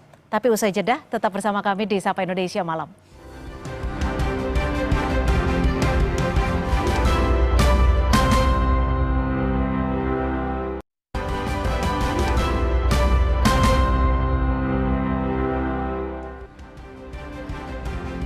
Terima kasih Anda masih bersama kami dan kita masih bersama Mas Ahmad Irawan dari anggota Komisi 2 DPR RI dan juga Mas Adi Prayitno. Mas Adi, kalau tadi ada pertanyaan gantung saya nih, apa yang bisa dibaca dari implikasi simboliknya ketika saat ini situasi yang terjadi, gestur-gestur yang ada terhadap keberlangsungan IKN?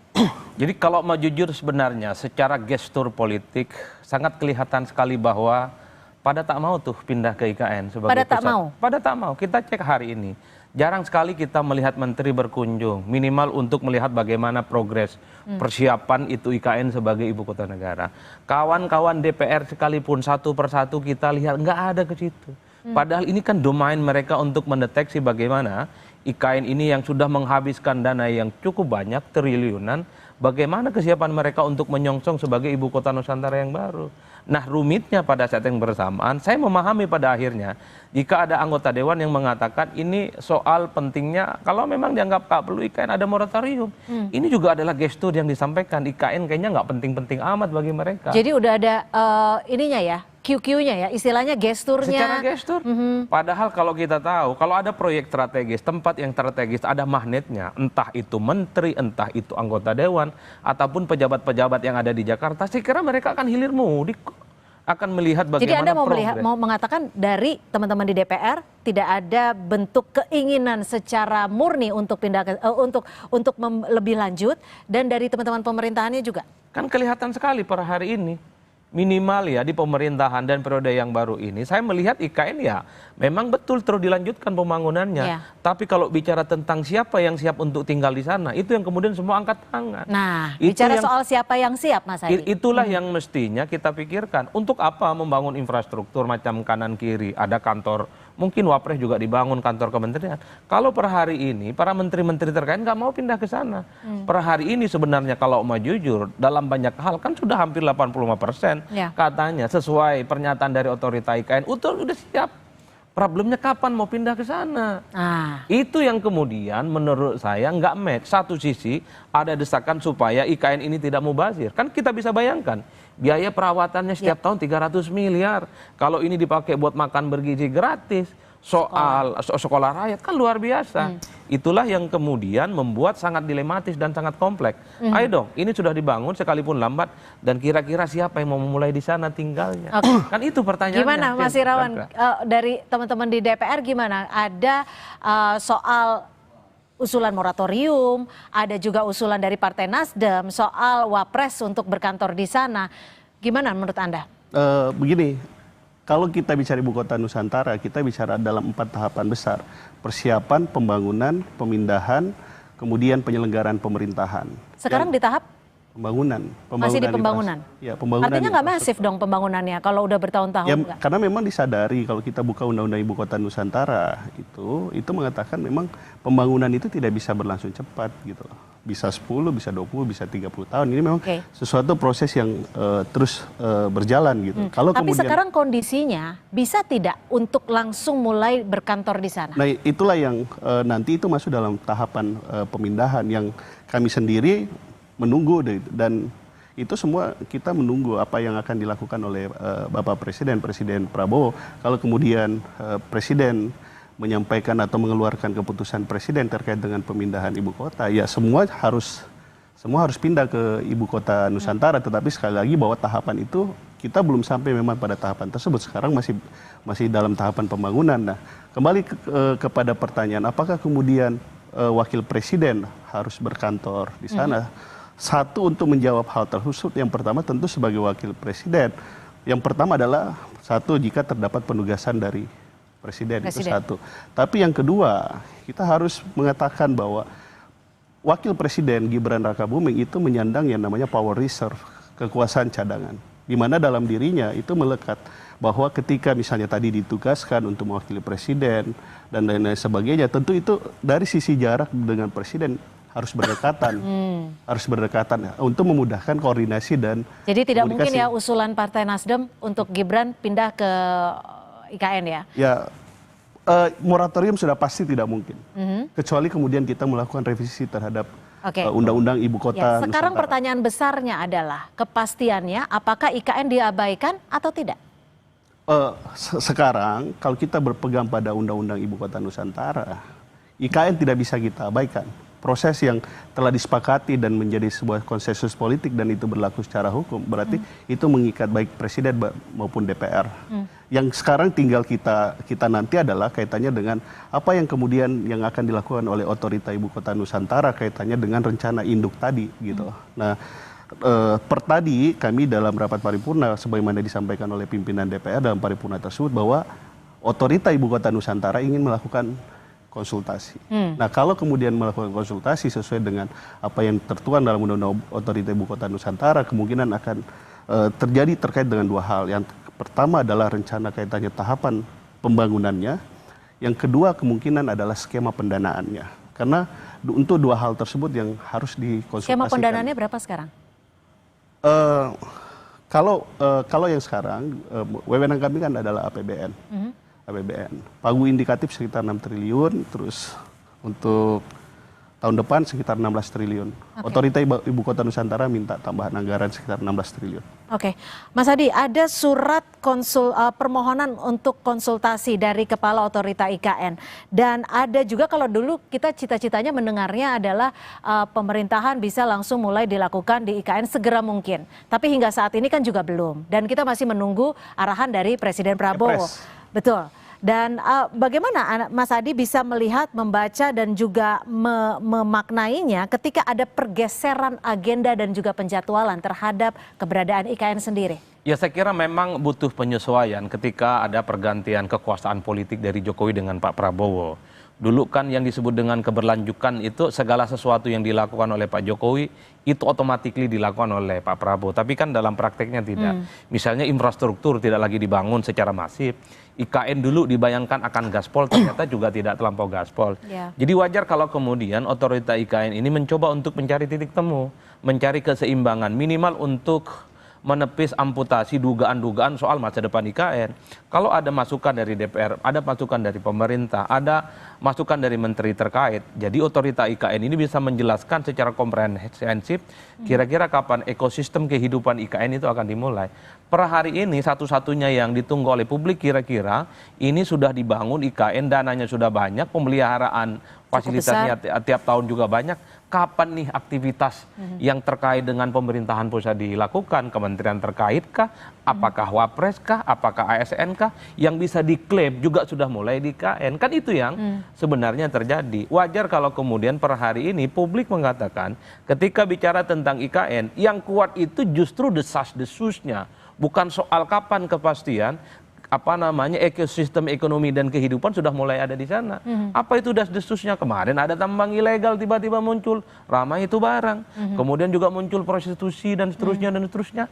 Itu kan mencoreng bagaimana marwah IKN yang sebenarnya kita ikhtiarkan supaya ini menjadi ibu kota Nusantara yang baru, yang konon ini adalah sebagai upaya untuk membangun bagaimana jembatan ekonomi itu semakin merata. Dan juga bukan hanya di Jakarta Indonesia. dan bukan hanya di Jawa.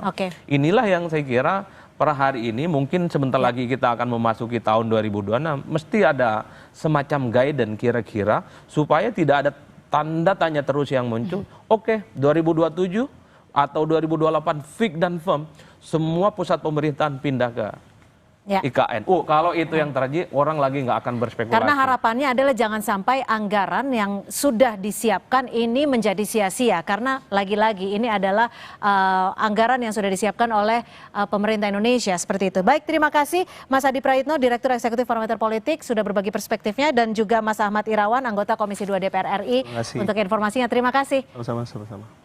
Saudara, informasi lainnya di Sapa Indonesia Malam masih akan kami hadirkan selepas jeda. Di antaranya 5 siswa sekolah rakyat menengah atas 16 Temanggung, Jawa Tengah diketahui meninggalkan asrama tanpa pamit.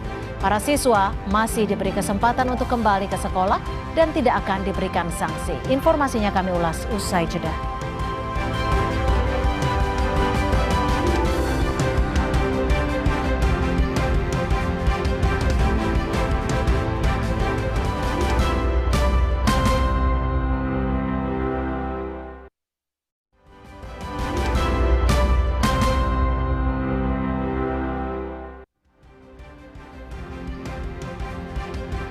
Saudara, 5 siswa sekolah rakyat menengah atas 16 Temanggung, Jawa Tengah diketahui meninggalkan asrama tanpa pamit.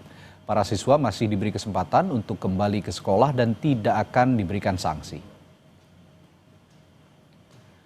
Kelima siswa meninggalkan asrama SRMA tanpa izin yang jelas. Kepala Sekolah SRMA 16 Agus Adibil Muhtar bilang siswa meninggalkan sekolah pertama kali pada 18 Juli kemarin.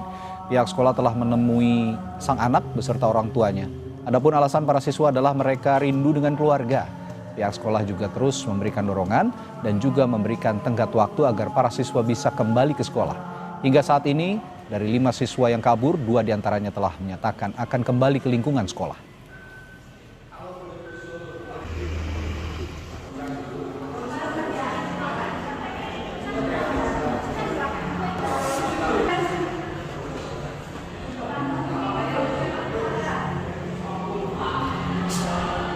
Diberitakan meninggalkan sekolah rakyat, nah itu memang betul adanya.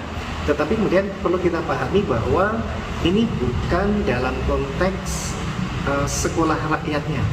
Tetapi kemudian ya seperti yang kita sampaikan bahwa anak-anak punya latar belakang kehidupan yang berbeda. Jadi untuk anak yang kembali ke rumah, insya Allah sore ini satu akan kembali, kemudian hari Jumat nanti juga akan kembali lagi. Tadi kita sudah berkumpul dengan orang tua, dengan bapak ibu dari putra putri yang pulang itu. Ibunya sendiri ya bahkan mengakui di sekolah rakyat ini kita sudah memberikan yang terbaik. Mengutip dari laman kompas.com, Menteri Sosial Saifullah Yusuf atau Gus Ipul membenarkan 5 siswa sekolah rakyat menengah atas 16 Temanggung, Jawa Tengah kabur. Dirinya menyebut kelima siswa meninggalkan asrama sekolah karena tidak kerasan dan rindu untuk pulang ke rumah. Mensos bilang pihaknya sudah melakukan komunikasi intensif dengan keluarga murid. Mensos juga menyatakan 2 siswa dari 5 siswa yang kabur telah mengkonfirmasi untuk kembali. Namun jika 3 siswa lain tidak ingin kembali, maka kuotanya akan diganti dengan siswa lain yang telah terdapat dalam data terpadu kesejahteraan sosial atau disebut siswa desil.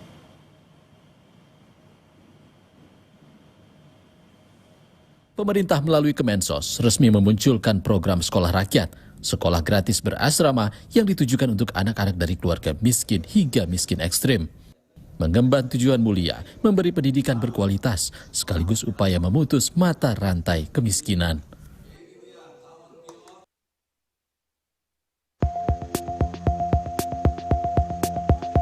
Selain menggunakan gedung milik Kementerian Sosial dan Pemda yang telah direvitalisasi untuk sekolah rintisan sementara, pemerintah juga akan membangun gedung baru di lahan seluas 5 hingga 10 hektar.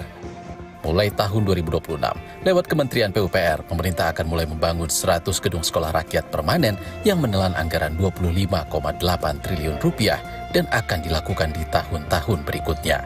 Sosialisasi atau pendaftarannya seperti apa, Pak? Apa Kemensos jemput bola?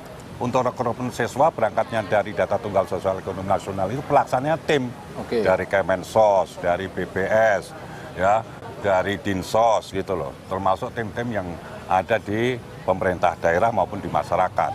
Jadi data dulu, baru kemudian kita melakukan ground check.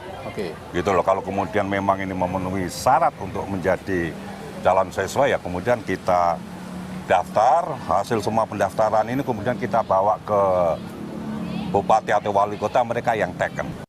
Kami juga bertanya kepada pemerhati pendidikan, apa saja yang harus diperhatikan pemerintah agar program sekolah rakyat berjalan efektif.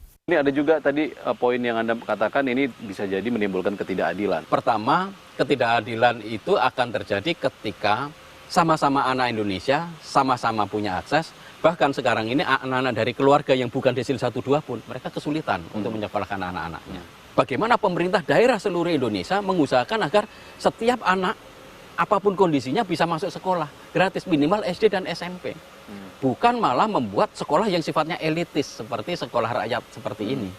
Tentu sekolah rakyat seperti ini sangat dibutuhkan, tadi seperti saya bilang, asal benar-benar target sasarannya jelas, data-datanya valid sehingga itu tidak dimanipulasi. Memperbaiki sistem dan menjamin pendidikan dasar jadi salah satu upaya memutus rantai kemiskinan ekstrim di Indonesia. Namun butuh komitmen pemerintah dan masyarakat, jangan sampai program sekolah rakyat justru tak tepat sasaran dan menimbulkan kesenjangan kualitas antar sekolah. Nah, sekolah rakyat ini diketahui menjadi harapan baru bagi warga miskin. Namun di Temanggung ada 5 siswa sekolah rakyat menengah atas 16 di Jawa Tengah ini diketahui meninggalkan asrama tanpa pamit dengan alasan tidak kerasan katanya. Nah, para siswa ini masih diberi kesempatan untuk kembali ke sekolah dan tidak akan diberi sanksi. Kelima siswa meninggalkan asrama SRMA tanpa izin yang jelas dan kepala sekolah juga sempat bilang bahwa siswa yang meninggalkan sekolah pertama kali pada tanggal 18 Juli kemarin ini 2 diantaranya sudah kembali dan pihak sekolah telah menemui sang anak beserta orang tuanya. Adapun alasan yang sudah saya ungkapkan tadi, para siswa adalah mereka rindu dengan keluarga. Dan pihak sekolah juga terus memberikan dorongan dan juga memberikan tenggat waktu agar para siswa ini bisa kembali ke sekolah. Nah, hingga saat ini dari 5 siswa yang kabur tadi, yang dikatakan kabur tadi, 2 diantaranya telah menyatakan akan kembali ke lingkungan sekolah. Dan mengenai hal ini, Menteri Sosial Saifullah Yusuf atau Gus Ipul juga membenarkan ada 5 siswa sekolah rakyat menengah atas 16 di Temanggung, Jawa Tengah yang kabur. Dirinya menyebut ke-5 siswa ini meninggalkan asrama sekolah karena tidak kerasan dan rindu untuk pulang ke rumah. Dan Mensos juga bilang pihaknya sudah melakukan komunikasi intensif dengan keluarga murid. Dan Mensos menyatakan 2 siswa dari 5 siswa yang kabur ini telah mengkonfirmasi untuk bisa kembali lagi bersekolah. Diketahui sekolah rakyat ini adalah sekolah yang menerapkan sistem asrama sehingga siswa-siswa yang berada di dalamnya akan menginap di asrama dengan sistem yang sudah diberikan oleh pihak sekolah. Namun apa saja fasilitas penunjang sekolah rakyat yang bisa membuat mereka kerasan sehingga kasus-kasus seperti di Temanggung ini ada 5 siswa kabur dari sekolah rakyat karena tidak kerasan di sekolah katanya, ini tidak terjadi lagi di Indonesia. Kita ketahui sekolah rakyat ini juga merupakan program unggulan pemerintahan Prabowo Subianto dan Wakil Presiden Gibran Rakabuming. Dan dikatakan juga oleh Mensos jika 3 siswa lain di Temanggung tadi yang tidak ingin kembali, maka kuotanya akan diganti dengan siswa lain yang telah terdapat dalam data terpadu kesejahteraan sosial atau disebut siswa desil. Kami sebenarnya malam hari ini akan juga berbincang atau memperbincangkan hal ini dengan Menteri Sosial Saifullah Yusuf sambil menunggu sambungan komunikasi kami dengan Menteri Sosial bahwa sebenarnya ada beberapa hal yang bisa dioptimalkan dari sekolah rakyat ini untuk membuat para siswa ini betah atau kerasan di sekolah. Mulai dari penanganan psikologis, bagaimana caranya menangani homesick atau rindu dengan rumah, rindu dengan keluarga, lalu juga ada evaluasi yang berkala untuk sistem asrama yang diterapkan yang sudah saya sebutkan tadi, karena para siswa akan diminta untuk menginap di asrama. Di sisi lain juga program adaptasi dan matrikulasi, mengingat adanya sesi matrikulasi untuk mengenalkan proses belajar mengajar. Kita juga perlu tahu apakah program ini akan diperkuat untuk membantu siswa yang bertransisi ke kehidupan asrama.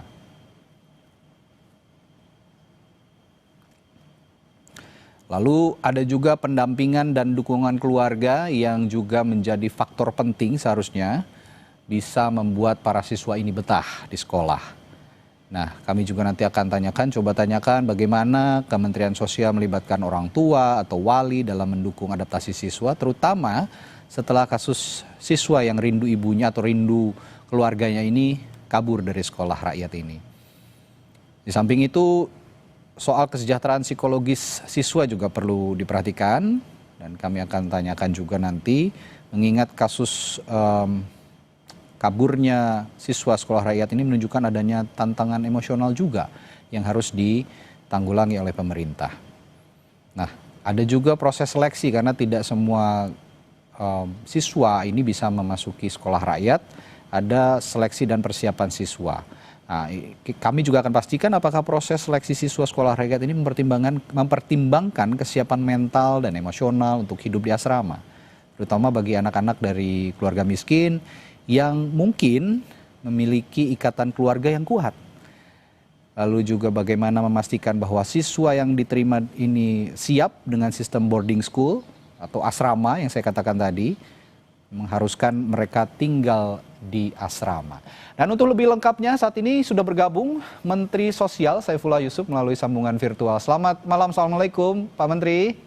Selamat malam. Oke. Waalaikumsalam warahmatullahi wabarakatuh. Pak Menteri sudah mendapatkan informasi ya soal ini, dan kata Pak Menteri tadi dibilang katanya nggak kerasan katanya. Apa alasan utama mereka sebenarnya selain nggak kerasan? Apakah ada alasan-alasan lain yang membuat mereka tidak betah di sekolah dan akhirnya memutuskan untuk kabur dari sekolah, Pak Menteri?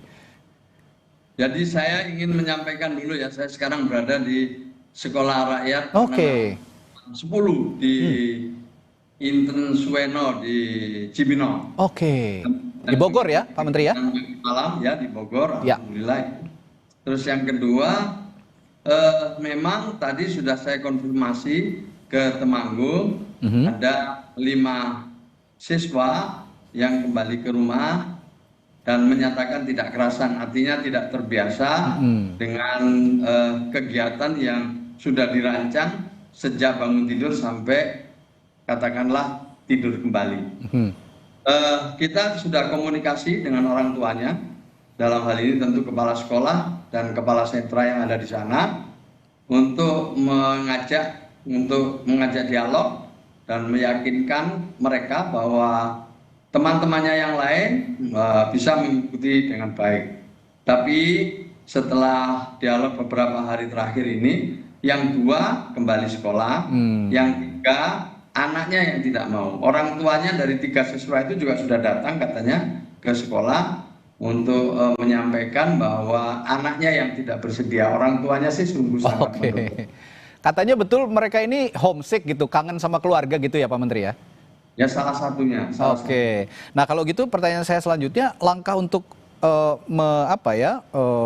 mengatasi masalah homesick ini gimana dari Kementerian Sosial? Karena ya silakan Pak Menteri. Kita memang punya kerjasama dengan dinas kesehatan setempat ya, untuk mendatangkan psikolog misalnya, untuk mengajak mereka yang biasa menangani homesick seperti itu. Ya. Dan ada yang berhasil, ya memang ada yang belum berhasil. Sebagian berhasil. Yang di sini ada 1 orang di Bogor ini yang hari pertama kedua nggak bisa tidur. Karena dia menangis terus, ingat sama neneknya. Tapi didatangkan psikolog, diajak dialog, kemudian ada kegiatan yang cukup melelahkan, malamnya mereka juga sudah bisa tidur dengan baik. Jadi ada yang kembali, tadi seperti di Temanggung itu kan ada yang kembali 2. Nah yang 3 ini masih kita coba seminggu lagi. Kalau memang seminggu lagi nanti misalnya masih belum bersedia, ya kuotanya dialihkan ya? Orang tuanya nanti kita ajak bicara lagi, dan insya Allah akan digantikan siswa lain yang sudah ngantri sebelumnya. Begini Pak Menteri, kalau kita bicara soal seleksi dan persiapan siswa, apakah proses seleksi siswa sekolah rakyat ini juga mempersiapkan atau mempertimbangkan kesiapan mental dan emosional untuk hidup di asrama? Karena kan tidak semua anak familiar dengan kehidupan di asrama atau boarding school ini, terutama di kalangan warga masyarakat miskin misalnya. Ya jelas ya, kita nggak mau pendaftaran, kita bekerja menseleksi siswa berdasarkan data. Dan data kita sesuai Inpres nomor 4 adalah data tunggal sosial ekonomi nasional. Berdasarkan data itulah kemudian tim pendamping dari Kementerian Sosial survei ke rumah, dialog dengan orang tuanya, diiringi oleh Dinsos setempat dan Dignas setempat. Setelah melakukan dialog, kemudian ada persetujuan dari si anak dan orang tua, baru kemudian ditandatangani oleh bupati atau wali kota atau gubernur. Setelah itu baru kita tetapkan sebagai siswa resmi dari sekolah rakyat rintisan. Kira-kira seperti itu prosedurnya. Saya juga dengar kan pemerintah ini menargetkan pembangunan 100 sekolah ya di tahap awal ini ya Pak Menteri. Nah kira-kira kejadian ini memengaruhi rencana itu nggak? Oh sama sekali tidak, ini akan jalan terus. Dan ini kan semuanya nanti di bulan Juli ini ada 9.700 lebih siswa yang akan mengikuti sekolah rakyat rintisan di tahun 2025-2026. Nanti di 2026 atas arahan Presiden, insya Allah sudah selesai bangunan permanen sekolah rakyat. Ya, di 100 titik itu, di mana akan menampung setidak-tidaknya 1.000 siswa dari jenjang SD, SMP, dan SMA. Nah yang tidak kalah penting Pak Menteri, untuk membuat mereka juga betah di sekolah rakyat ini yang menerapkan sistem boarding school, koordinasi dengan pemerintah daerah, mengingat juga ini ada pengelolaan pemerintah, campur tangan pengelolaan pemerintah daerah, untuk memastikan fasilitas-fasilitas di asrama ini juga bisa menunjang mereka beraktivitas, sehingga tidak bosan. Sudah dilakukan Pak? Apa saja fasilitas yang diberikan? Ya jelas itu bagian dari kurikulum yang sudah ditetapkan sebelumnya ya. Jadi mereka secara umum sekarang ini telah mengikuti dengan baik. Ya. Telah bisa mengikuti masa pengenalan lingkungan sekolah pada 10 hari terakhir ini. Ya, apa yang disampaikan dalam pengenalan sekolah itu tentu sosialisasi tentang proses belajar mengajar. Tapi yang nggak perlu ditekankan di sini adalah penguatan disiplin siswa. Ini penguatan ini menjadi penting. Kemudian yang kedua dimotivasi untuk tetap bangga sama orang tuanya. Ya, yang ketiga mereka bisa disiplin. Gitu loh, bisa mengikuti semua jadwal yang sudah disusun, semua tata tertib yang telah dibuat, sehingga anak-anak kita itu dalam 1 hari penuh itu sudah bisa mengikuti jadwal-jadwal itu dengan baik. Baik, saya yakin juga Pak Menteri melakukan evaluasi berkala secara rutin, sehingga ya ini kan jadi harapan baru begitu Pak Menteri. Sekolah rakyat ini bagi masyarakat miskin bisa menempuh pendidikan, mengenyam pendidikan dengan fasilitas yang memadai, yang lengkap, sehingga bisa konsentrasi belajar dan tentu saja outputnya adalah berprestasi. Baik, terima kasih Pak Menteri sudah menyediakan waktu di Sapa Indonesia Malam. Sampai jumpa kembali. Selamat malam. Assalamualaikum. Terima kasih. Waalaikumsalam warahmatullahi wabarakatuh. Saudara, setelah jeda kami hadirkan informasi dari Timnas U23 yang bersiap menghadapi Thailand di semifinal Piala AFF 2025. Kami segera kembali di Sapa Indonesia Malam.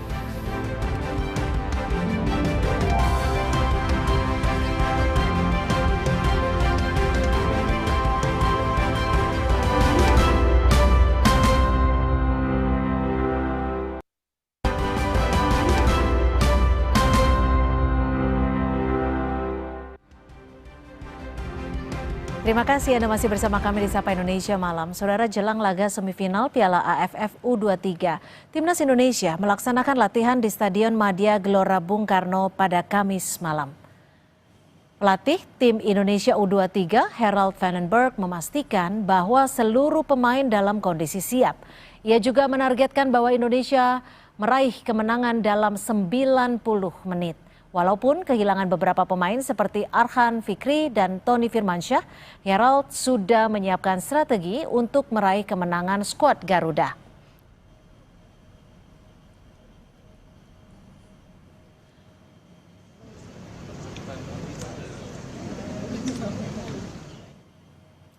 Pelatih Harold Vandenberg menegaskan timnya tak gentar dan akan fokus kala menghadapi Thailand di semifinal Piala AFF 2025. Laga Garuda Muda melawan Thailand bakal tersaji di Stadion Gelora Bung Karno besok malam. Meski sejumlah pemain kunci cedera, pelatih Harold Vandenberg optimistis bisa meladeni perlawanan Thailand.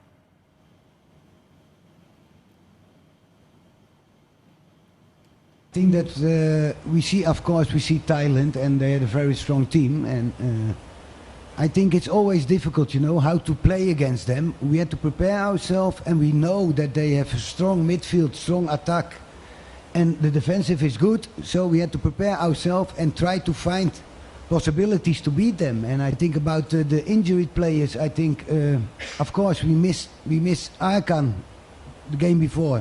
But also Rivaldo and Tata, and we miss Tony. So we have 3-4 players who normally will play, and that is a lot. That's 1/3 of the team. So we prepare ourselves, but we have a good squad, and I think hopefully we are ready to beat Thailand, and it will be a battle, you know, and we will see. Sorotan lainnya akan kami hadirkan setelah jeda di Sapa Indonesia Malam. Tetaplah bersama kami.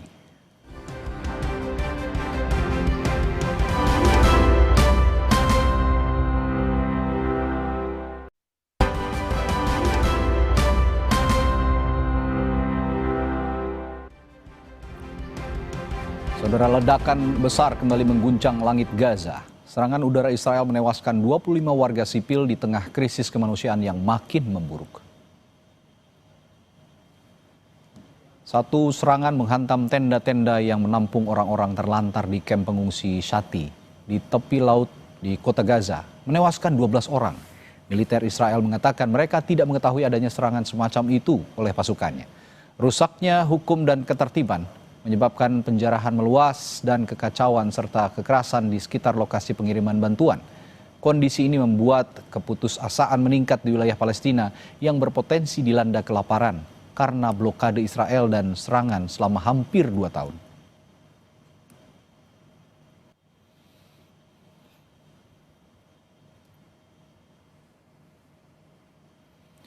Presiden Israel Isaac Herzog mengunjungi jalur Gaza di tengah genosida yang dilakukan Israel terhadap warga sipil Palestina.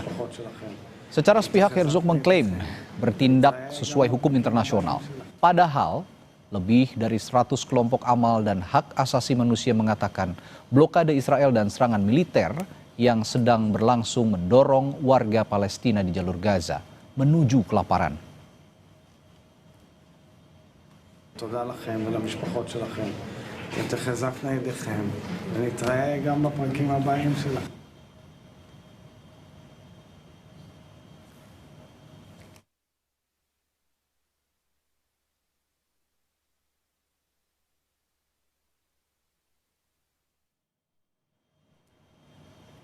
Saudara, informasi tadi juga menjadi penutup jumpa kita di malam hari ini. Dan di penghujung Sapa Indonesia Malam hari ini, kami ingatkan Anda agar jangan lupa cukupi kebutuhan air mineral Anda setiap hari.